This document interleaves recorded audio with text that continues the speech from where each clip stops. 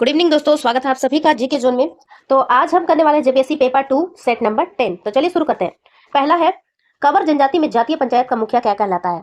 तो कवर जनजाति में जातीय पंचायत के मुखिया को क्या कहते हैं? सयाना। तो कवर जनजाति में जातीय पंचायत का मुखिया सयाना कहलाता है। और इस जनजाति में ग्राम पंचायत का मुखिया क्या कहलाता है? पटेल या प्रधान। चलिए आगे देखते हैं। बिरहोर जनजाति का सर्वोच्च संगठन क्या है? बिरहोर जनजाति का सर्वोच्च संगठन है टंडा। बिरहोर जनजाति के लोग शिकार समूह में बटे होते हैं, जिसे टंडा कहा जाता है। यह टंडा ही बिरहोरों का सर्वोच्च संगठन है। इसका मुखिया क्या कहलाता है? नाये। तो इसको मैंने ट्रिक बनाया हुआ है कि क्या तुम वीर हो, तो आपको क्या बोलना है? नाये नाये नाये। मैं वीर नहीं हूं। चलिए नेक्स्ट देखते हैं। पढ़ा पंचायत में संदेश वाहक को क्या कहा जाता है? पढ़ा पंचायत शासन व्यवस्था सबसे पहले जान लीजिए कि उराव जनजाति की शासन व्यवस्था है। और इसमें जो गांव के प्रधान होते हैं उन्हें क्या कहते हैं? महतो कहते हैं। और महतो का एक सहयोगी होता है जिसे मांझी कहते हैं। और यही मांझी जो है संदेशवाहक का कार्य करते हैं। तो इसका आंसर क्या हो जाएगा? मांझी। पढ़ा ग्राम पंचायत के प्रमुख अधिकारी क्या क्या होते हैं? महतो ग्राम पंचायत का प्रमुख होता है, मांझी संदेशवाहक, पाहन जो है धार्मिक प्रमुख, और बैगा पाहन का सहयोगी। नेक्स्ट चौथा, नागवंशी शासन व्यवस्था में राजा के गांव में खेती करने एवं भंडारण का कार्य कौन करता था? तो नागवंशी शासन व्यवस्था में यह कार्य करता था भंडारी।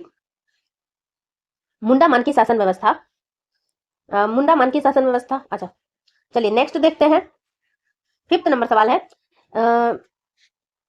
किस शासन व्यवस्था को भारत में प्रथम गणतांत्रिक शासन व्यवस्था कहा जाता है? तो ये हो जनजाति की शासन व्यवस्था, मुंडा मान की शासन व्यवस्था को पहला गणतांत्रिक शासन व्यवस्था माना जाता है। और इसे मंजूरी किसने दी थी? थॉमस विल्किंसन ने। थॉमस विल्किंसन ने। नेक्स्ट देखते हैं 6वां नंबर। मांझी परगना शासन व्यवस्था में जोग मांझी की अनुपस्थिति में उसके दायित्व का संचालन कौन करता है? तो देखिए, मांझी अगर अनुपस्थित है तो उसकी जगह जोग मांझी उनके कार्यों को प्रामाणिक उनके कार्यों का संचालन करते हैं। उसी प्रकार से जोग मांझी अगर अनुपस्थित है तो उनके कार्यों का संचालन कौन करेगा? जोग प्राणिक। आंसर क्या हो जाएगा? Option number B. Jog Manjhi शासन कार्यों में मांझी की सहायता करता है, उसके अनुपस्थिति में यह कार्य कौन करता है? जोग प्राणिक।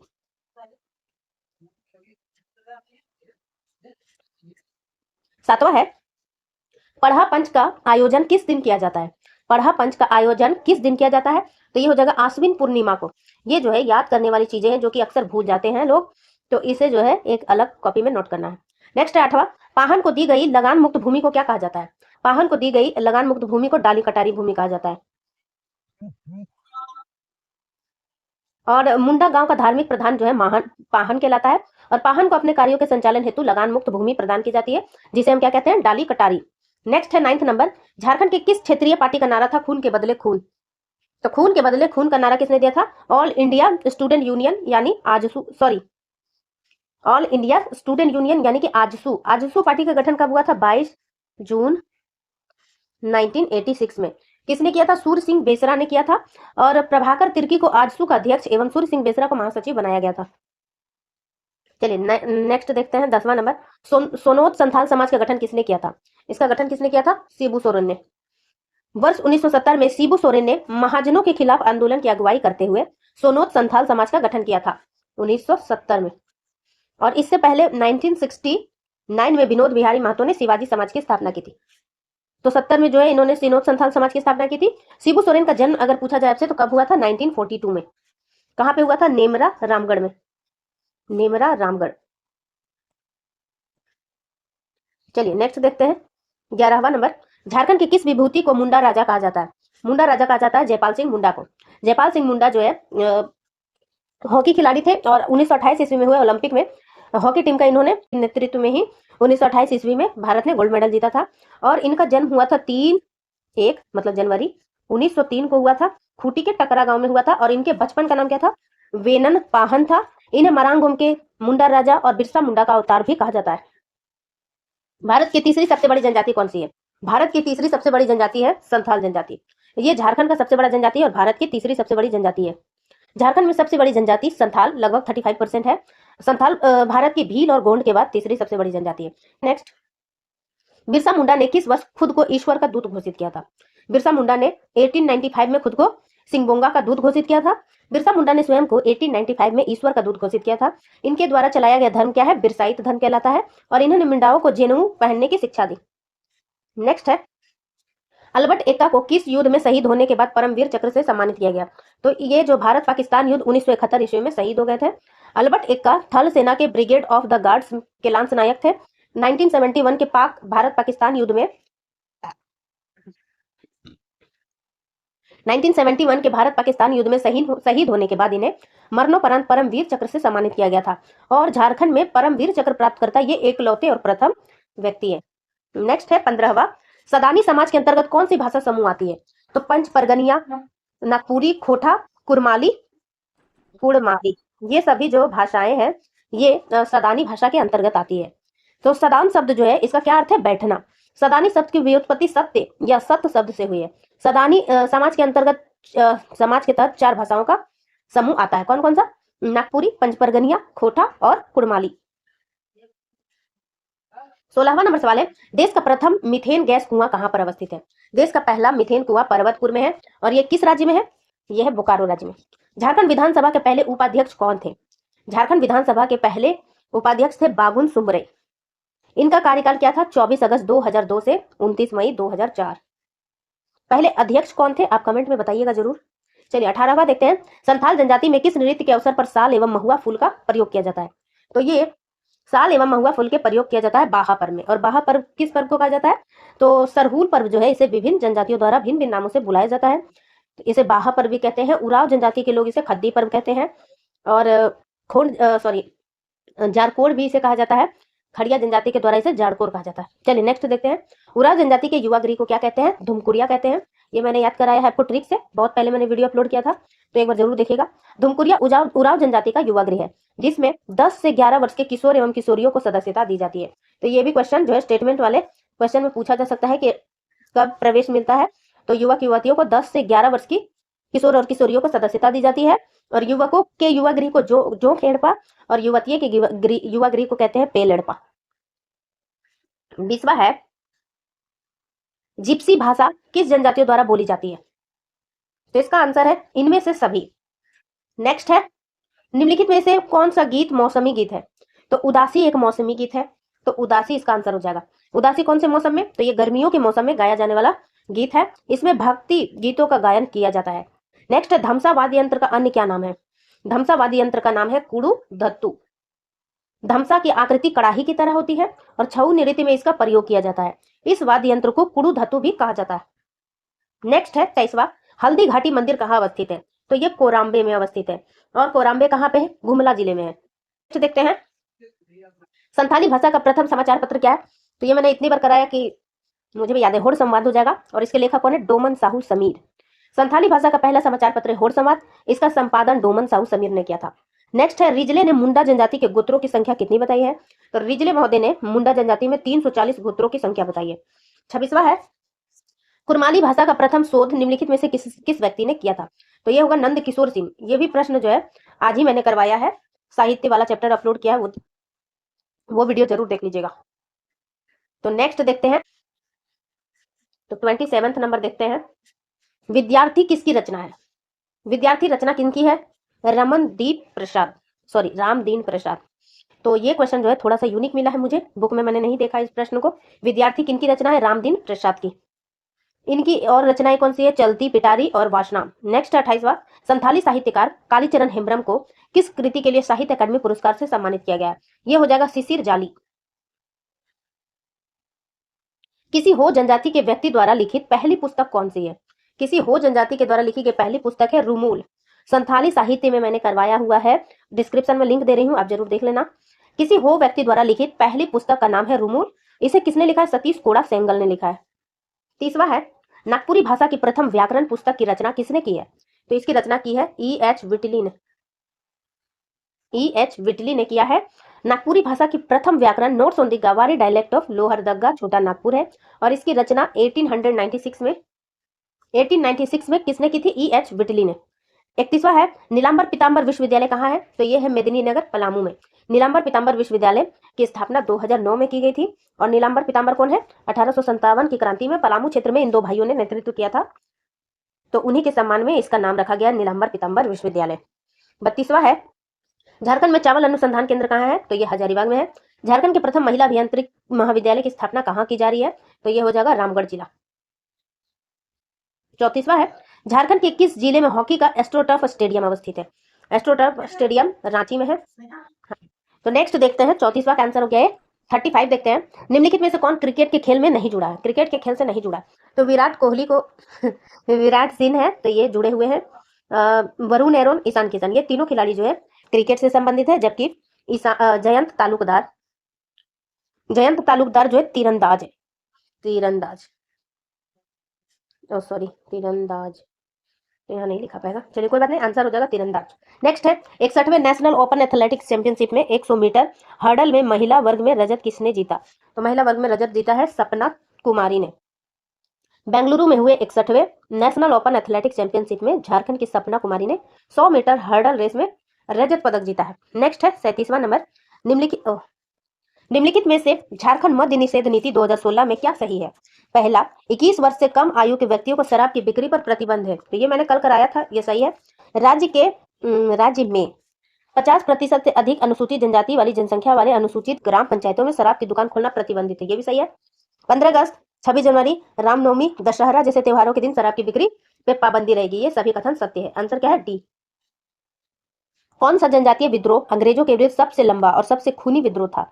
तो सबसे लंबा और सबसे खूनी विद्रोह तमाड़ विद्रोह था। तमाड़ विद्रोह टोटल 6 चरणों में कंप्लीट हुआ था। मुंडा आदिवासियों के द्वारा यह विद्रोह बाहरी लोगों को प्राथमिकता देने और नागवंशी शासकों के शोषण के विरुद्ध तमाड़ क्षेत्र में किया गया था। यह अंग्रेजों के विरुद्ध सबसे लंबा, बृहत्तम और सबसे खूनी आदिवासी विद्रोह था। इसके कितने चरण थे? ये क्वेश्चन जो है JSSC जो हुआ था इस साल, जो कैंसिल हो गया है, उसमें पूछा गया था कि इसमें कितने चरण थे, तो इसमें 6 चरण थे। 39वां नंबर सवाल है, छोटा नागपुर काश्तकारी अधिनियम 1908 में रैयतों की चर्चा किस अध्याय में की गई है? तो रैयतों की चर्चा अध्याय 4 में की गई है। अध्याय 1 में क्या है? प्रारंभिकी है। अध्याय 2 में काश्तकारों का वर्ग, तीसरा में भूधारक और चौथा में रैयत। 40वां नंबर देखते हैं, छोटा नागपुर काश्तकारी अधिनियम 1908 में रैयतों के जोत के लगान में कमी संबंधी प्रावधान कौन से अनुच्छेद में दिया हुआ है? तो इसका आंसर क्या हो जाएगा? 33 का। छोटा नागपुर काश्तकारी अधिनियम 1908 के तहत निम्नलिखित अनुच्छेदों में निम्न प्रावधान है। अनुच्छेद 22 में क्या है? रैयत की बेदखली। 24 में है लगान के भुगतान हेतु रैयत की बाध्यता। 27 में है रैयत के जोत का लगान बढ़ने की रीतियां, और 33 का में है रैयत के जोत के लगान में कमी संबंधी प्रावधान। चलिए नेक्स्ट देखते हैं 41 है, छोटा नागपुर काश्तकारी अधिनियम का निम्नलिखित में से क्या लक्ष्य है? पहला है छोटा नागपुर में भूमि संबंधी विवादों को समाप्त करना, तो ये तो लक्ष्य है। दूसरा पढ़ते हैं, जनजातीय समुदाय के भूमि संबंधी अधिकारों की रक्षा करना, ये भी है। तो 2 सही हो गया, तो जरूर आंसर होगा इनमें से सभी। तो तीसरा भी पढ़ लेते हैं, जनजातियों को भूमि संबंधी मालिकाना हक प्रदान करना। नेक्स्ट है, छोटा नागपुर काश्तकारी अधिनियम में क्रमशः कुल कितने अध्याय और धाराएं हैं? तो ये तो जो है सबको रटा गया होगा, 19 अध्याय है और 271 धाराएं हैं। तो CNT एक्ट में जो है 19 अध्याय और 271 धाराएं हैं। और इसे कब लागू किया गया था? तो इसे 11/11/8 इस तरीके से याद रखिए, तो याद रहेगा आपको। 1908 तो इतने बार हमने बोला, छोटा नागपुर काश्तकारी अधिनियम 1908, छोटा नागपुर काश्तकारी अधिनियम 1908, टाट तो याद ही रहता है। और इस तरीके से याद रखिए 11/11 मतलब 11 नवंबर को ये लागू हुआ था। नेक्स्ट है, छोटा नागपुर काश्तकारी अधिनियम 1908 में अब तक कितने संशोधन किए जा चुके हैं? तो छोटा नागपुर काश्तकारी अधिनियम में अभी तक 26 संशोधन किए जा चुके हैं। सबसे पहला संशोधन हुआ था 1920 ईस्वी में, और सबसे अंतिम हुआ है 1995 में। नेक्स्ट है, संथाल परगना काश्तकारी अधिनियम 1949 के अध्याय 5 में किससे संबंधित प्रावधान है? तो ये मैंने याद कराया है ट्रिक में, वीडियो अगर आपने देखा होगा तो आप तुरंत जो है इसका आंसर टिक कर लेंगे। तो इसमें क्या दिया हुआ है? 44वां का आंसर क्या हो जाएगा? सी। अध्याय 5 में जो है लगान का वर्णन किया है। और धारा 5 की बात की जाए तो क्या हो जाएगा? धारा 5 में नियुक्ति से संबंधित है, ग्राम प्रधान की नियुक्ति। तो अध्याय देखिए 2 में दिया हुआ ग्राम प्रमुख और मूल रैयत, अध्याय 3 में है रैयत, अध्याय 5 में लगान, और अध्याय 7 में है न्यायिक प्रक्रिया।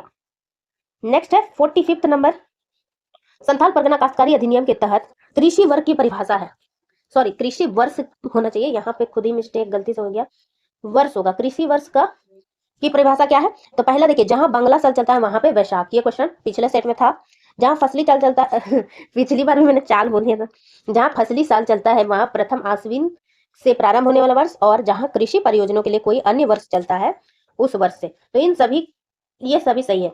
जहां पे बांग्ला साल चलता है वहां प्रथम वैशाख से प्रारंभ होगा, जहां फसली साल चलता है वहां प्रथम आश्विन से, और जहां कृषि परियोजना के लिए कोई अन्य वर्ष चलता है तो वहां पे उस वर्ष से होगा। इसका आंसर क्या है? Option number D. 46 नंबर है, संथाल परगना काश्तकारी अधिनियम 1949 के तहत रैयतों को कितने वर्गों में बांटा गया है? तो रैयतों को 3 वर्ग में बांटा गया है, जमाबंदी रैयत, गैर निवास जमाबंदी रैयत और नई नई रैयत। एसपीटी एक्ट 1949 के तहत रैयतों को 3 वर्गों में बांटा गया है। पहला है निवासी जमाबंदी रैयत, गैर निवासी जमाबंदी रैयत और तीसरा है नई रैयत। चलिए नेक्स्ट देखते हैं, और जो 47 नंबर देखते हैं। संथाल परगना काश्तकारी अधिनियम 1949 के तहत कोई जमींदार अपने रैयत या मूल रैयत या ग्राम प्रधान से दे लगान के अतिरिक्त और कुछ वसूल करता है तो उसे कितना अर्थदंड दिया जाएगा? तो ये कितना अर्थदंड हो जाएगा? 500 रुपए का साधारण दंड और साथ ही 6 महीने का साधारण कैद हो सकता है, या फिर दोनों हो सकता है। या तो 6 माह का उसको साधारण कैद होगी, या फिर 500 रुपए जुर्माना लिया जाएगा, या फिर दोनों। चलिए नेक्स्ट देखते हैं 48।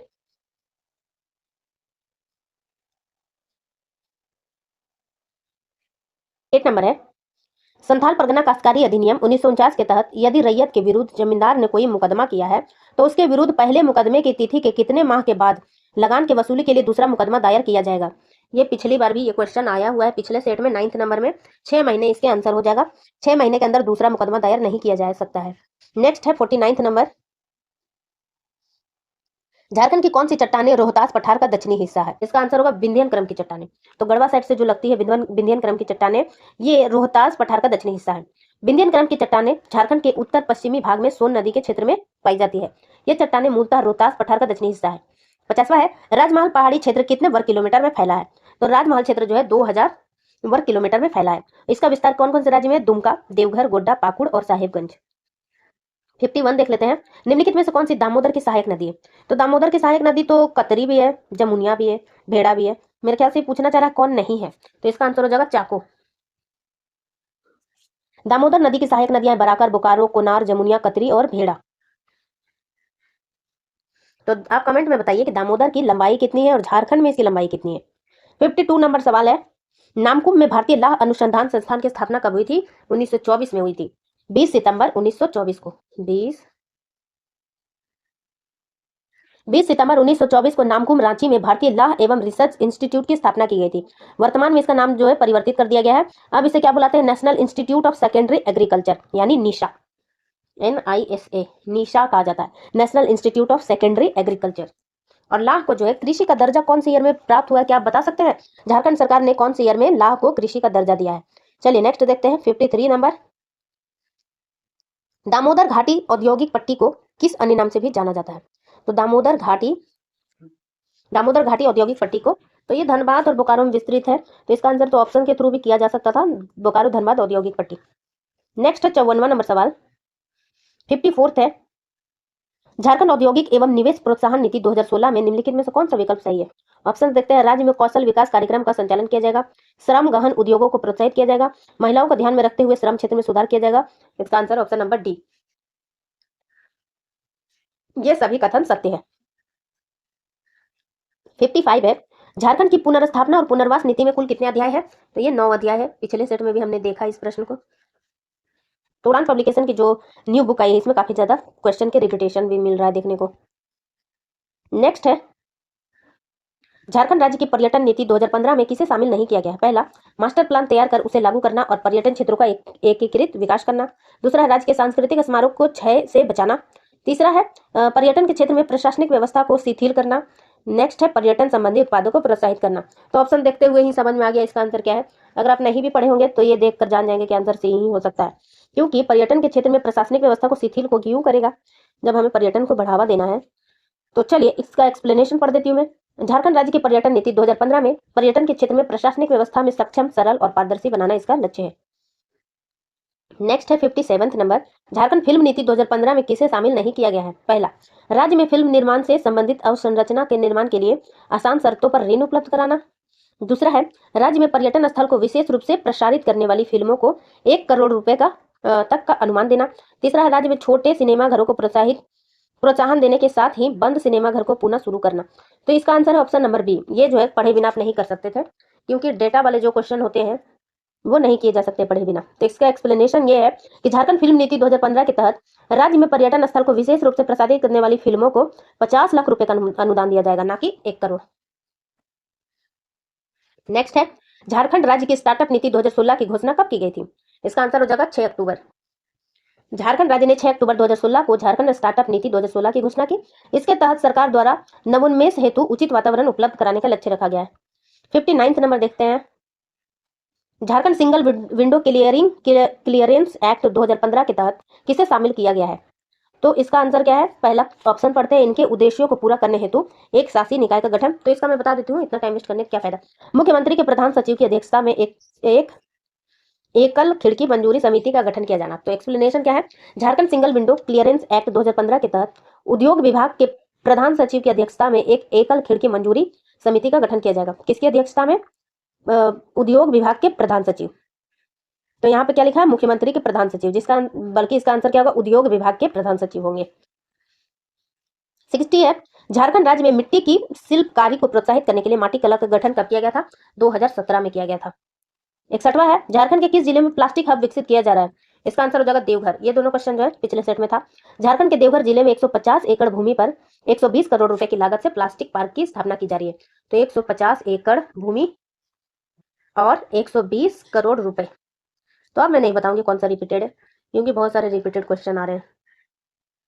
चलिए नेक्स्ट है, हेवी इंजीनियरिंग कॉर्पोरेशन की स्थापना किस देश के सहयोग से की गई थी? तो एचईसी की स्थापना जो है चेकोस्लोवाकिया और यूएसएसआर के रूस की सहायता से की गई थी। तो ऑप्शन है रूस नहीं, चेकोस्लोवाकिया है, तो आंसर हो जाएगा ए। एचईसी की स्थापना रूस और चेकोस्लोवाकिया के सहयोग से 1958 में रांची के हटिया में की गई थी। 63 देखते हैं, तसर अनुसंधान केंद्र कहाँ अवस्थित है? तो ये हो जाएगा नगड़ी में। नगड़ी कहाँ है? रांची। झारखंड में क्राफ्ट एवं डिजाइन संस्थान कहाँ अवस्थित है? तो क्राफ्ट एवं डिजाइन संस्थान है रांची में। नेक्स्ट है चलिए नीचे से, मुख्यमंत्री कृषि आशीर्वाद योजना के अंतर्गत निम्न में से क्या सही है?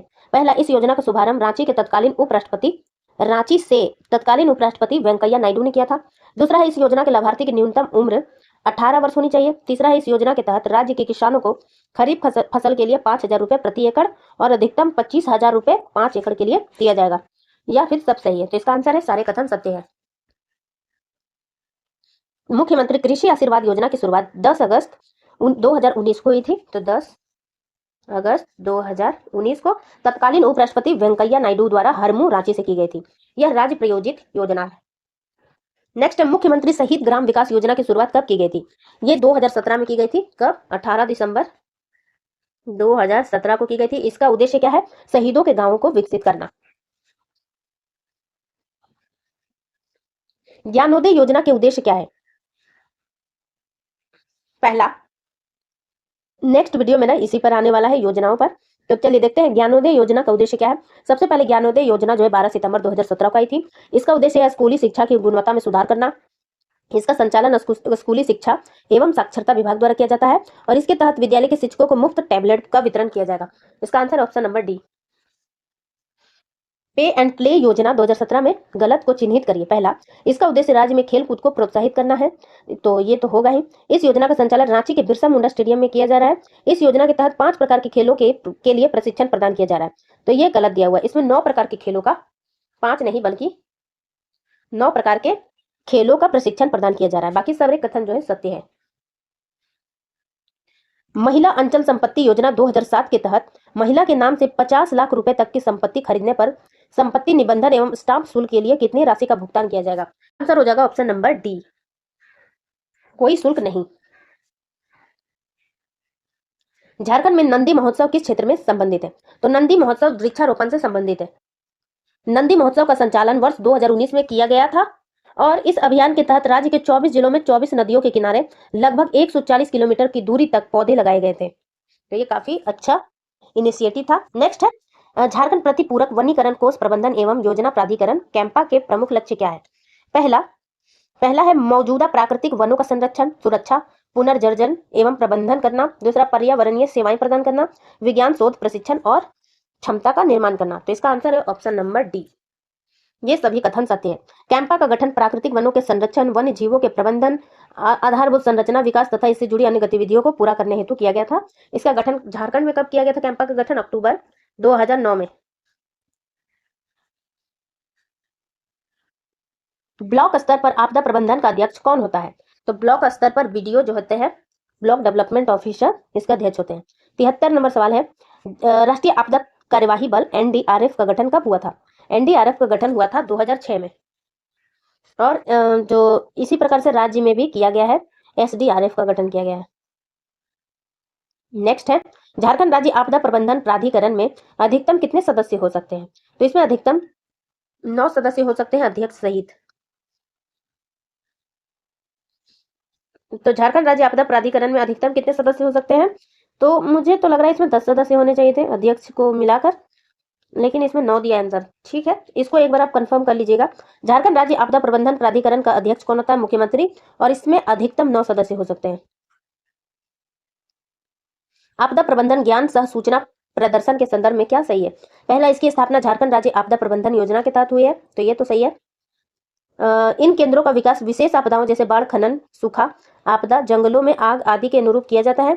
ये केंद्र स्थानीय आवश्यकताओं के आधार पर सूचना प्रदान करने, संचार प्रसार प्रविधियों तथा जागरूकता के प्रसार हेतु उपकरण के रूप में कार्य करता है। ये सभी कथन सत्य है। झारखंड में आपदा से निपटने के लिए कितने चरणों की व्यवस्था की गई है? तो झारखंड में आपदा से 3 चरण है। पहला चरण क्या है? आपदा से पूर्व व्यवस्था। दूसरा चरण आपदा के दौरान, और तीसरा है आपदा के बाद।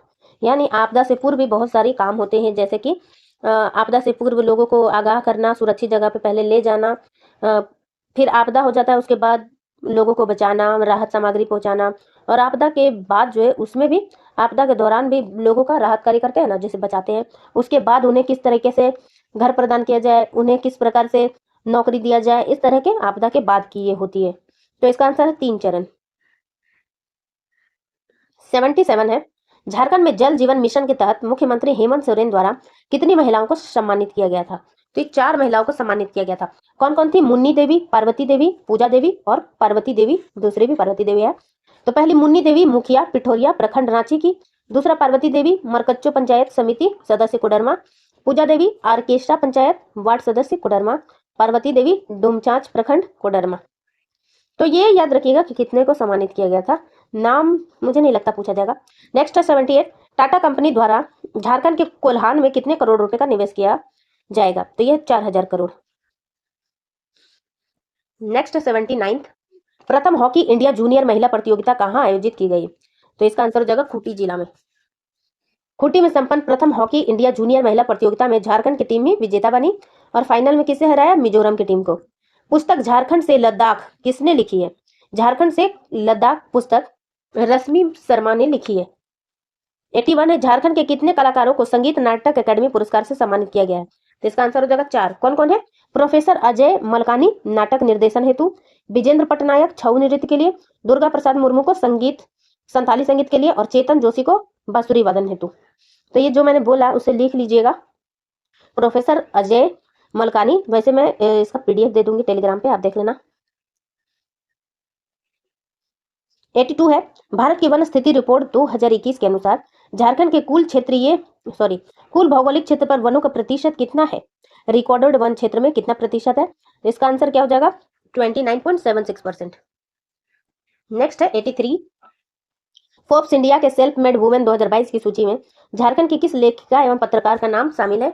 तो यह है जनसीता केरकेट्टा। नेक्स्ट है 84, national open race walking championship के पुरुष के 20 किलोमीटर वर्ग में किसने स्वर्ण पदक जीता है? तो इसका आंसर हो जाएगा अक्षदीप सिंह। 85, झारखंड पर्यटन नीति 2020 के संदर्भ में कौन सा कथन सत्य है? तो पहला कथन है, पर्यटन क्षेत्र में 75,000 रोजगार सृजन का लक्ष्य है। राज्य में फिल्मों की शूटिंग पर 15% सब्सिडी प्रदान की जाएगी। इस नीति के तहत राज्य में 130 पर्यटन हॉटस्पॉट बनाए जाएंगे। तो ये सभी कथन सत्य है, आंसर हो जाएगा डी। 86 है, वर्ष 1930 में छोटा नागपुर उन्नति समाज में से लेकर अलग होकर बने किसान सभा के गठन किसने किया था? किसान सभा का गठन किया था ठेबले उरांव ने। 1930 में किसान सभा का गठन हुआ था, और इसके पहले अध्यक्ष थे ठेबले उरांव, और पहले सचिव कौन थे? पॉल दयाल। इस संगठन का गठन झारखंड के किसानों को शोषण करने वाले जमींदारों के विरुद्ध संगठित करना था। झारखंड के बिहिटा में अखिल भारतीय समझौता विरोधी सम्मेलन का नेतृत्व किसने किया था? इसका आंसर हो जाएगा सुभाष चंद्र बोस ने। अखिल भारतीय समझौता विरोधी सम्मेलन में कांग्रेस की नीतियों की कड़ी आलोचना की गई तथा पूर्ण स्वराज की प्राप्ति के लिए जनता के अधिकार को मुख्यता प्रदान की गई। इस सम्मेलन के अध्यक्ष थे सुभाष चंद्र बोस। किस जनजाति में माह को बोंगा कहा जाता है? तो माह को बोंगा कहा जाता है संथाल जनजाति में। संथाल जनजाति में माह को बोंगा कहा जाता है, और माह बोंगा माह से वर्ष की शुरुआत होती है। 89, माता चंचला देवी का मंदिर कहाँ अवस्थित है? तो ये क्वेश्चन जो है थोड़ा सा यूनिक है। माता चंचला देवी की मंदिर कहाँ अवस्थित है? तो कोडरमा जिला में। माता चंचला देवी का मंदिर एक शक्तिपीठ है जो कोडरमा गिरिडीह मार्ग पर स्थित चंचला देवी पहाड़ी पर अवस्थित है और माँ चंचला देवी माँ दुर्गा का ही एक रूप है। 90 नंबर है, बा नृत्य किस जनजाति का मुख्य नृत्य है? तो बा नृत्य हो जनजाति का मुख्य नृत्य है। यह नृत्य सरहुल के अवसर पर किया जाता है। नेक्स्ट है 91 और लास्ट 10 क्वेश्चन बचे हैं। झारखंड खेल नीति 2022 में संशोधन करके ग्रीष्म एवं शीतकालीन ओलंपिक पदक विजेता को कितनी राशि प्रदान की जाएगी? तो इसका आंसर जो है ऑप्शन नंबर है डी, 5 करोड़। तो देखिए, ग्रीष्म और शीतकालीन ओलंपिक में स्वर्ण पदक विजेता को पहले 2 करोड़ था, अभी संशोधित करके 5 करोड़ कर दिया गया है। रजत पदक विजेता को 1 करोड़ था और अभी कर दिया गया है 3 करोड़। और कांस्य पदक विजेता को 75 लाख रुपए थे, जो कि अभी वर्तमान समय में 2 करोड़ है। और जो भागीदारी किया है जिन्होंने, उन्हें 5 लाख रुपए और अभी कर दिया गया है 7 लाख रुपए। तो सभी को नोट कर लीजिए। Think and win like Dhoni पुस्तक किसने लिखी है? तो ये लिखा स्फूर्ति सहारे ने। स्फूर्ति सहारे को अपनी पुस्तक think and win like Dhoni के लिए राष्ट्रीय नारी शक्ति पुरस्कार से सम्मानित किया गया है। 93 नंबर सवाल है, झारखंड के पहले इफ्को नैनो यूरिया प्लांट का शिलान्यास कहाँ पे किया गया है? तो इसका आंसर हो जाएगा देवघर जिला। 93 का आंसर हो जाएगा बी। केंद्रीय गृह मंत्री अमित शाह ने झारखंड के देवघर में विश्व के पहले इफ्को नैनो यूरिया प्लांट का शिलान्यास किया गया। नेक्स्ट है 94 नंबर, झारखंड के किस जिले में कपिलो पंचायत को नानाजी देशमुख सर्वोत्तम सतत विकास पुरस्कार से सम्मानित किया गया है? तो ये हो जाएगा गिरिडीह। नेक्स्ट है, झारखंड में अबुआ बुगिन होदमो हमारा बेहतर स्वास्थ्य नामक कार्यक्रम किस मंत्रालय द्वारा जारी किया गया? इसका आंसर हो जाएगा जनजातीय मंत्रालय। झारखंड के आदिवासियों के बेहतर स्वास्थ्य सेवाएं प्रदान करने हेतु जनजातीय कार्य मंत्रालय द्वारा सरायकेला खरसावा में स्वास्थ्य शिविर अबुआ बुगिन होमदो यानी हमारा बेहतर स्वास्थ्य का कार्यक्रम आयोजित किया गया। 96 है, झारखंड में कुपोषण एवं एनीमिया के रोकथाम के लिए कितने जिलों में समर अभियान चलाया जा रहा है? तो समर अभियान जो है 5 जिलों में चलाया जा रहा है। और समर का फुल फॉर्म पिछले वीडियो में बताया था मैंने, strategic action for alleviation of mall nutrition and anaemia reduction. और 5 जिले कौन कौन से हैं? चतरा, लातेहार, साहिबगंज, पश्चिमी सिंहभूम और सिमडेगा। नेक्स्ट है, बाबा साहेब भीमराव अंबेडकर आवास योजना के बारे में कौन सा कथन सही है? पहला, लाभार्थी को मनरेगा के तहत 95 दिन का वेतन और आवास निर्माण के लिए 1,30,000 रुपए दिए जाएंगे। दूसरा है, इस राशि को क्रमशः 40,000 रुपए, 85,000 रुपए और 5,000 रुपए के 3 किस्तों में दी जाएगी। घर का निर्माण 12 महीनों की होगा। और ऑप्शन नंबर डी, तो इसका डी है, सभी कथन सत्य है। 98 है, झारखंड के नए राज्य चिन्ह में कितनी हाथी को दर्शाया गया? तो नए जो लोगो है झारखंड का, उसमें 24 हाथी है। पहले कौन सा झारखंड प्रतीक चिन्ह था? 4 जे अक्षरों के बीच में अशोक स्तंभ था। अभी वर्तमान समय में जो है झारखंड के नए प्रतीक चिन्ह के दूसरे वृत्त खंड में हाथी को दर्शाया गया है और तीसरे वृत्त खंड में 24 पलाश फूल को दर्शाया गया है। 99 है, हॉकी इंडिया के महासचिव निर्वाचित हुए हैं।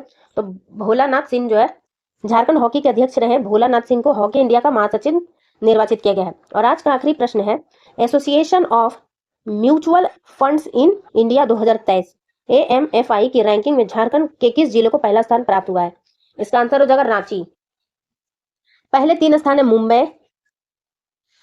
तो एक बार पढ़ देती हूँ मैं, AMFI के रैंकिंग की सूची में रांची को भारत में 24वां, जमशेदपुर को 25वां और धनबाद को 35वां मिला है। जबकि पहले 3 स्थान पे मुंबई, दिल्ली और बेंगलुरु है। तो झारखंड में कौन सा पहला स्थान आया? तो वो है रांची। तो ये आज का वीडियो यहीं समाप्त होता है। एक्सप्लेनेशन सेक्शन जैसा कि मैं डेली दिखाती हूँ, तो आज भी दिखा दे रही हूँ। वीडियो पसंद आए तो लाइक शेयर, चैनल को सब्सक्राइब कीजिए। Thanks for watching, bye bye.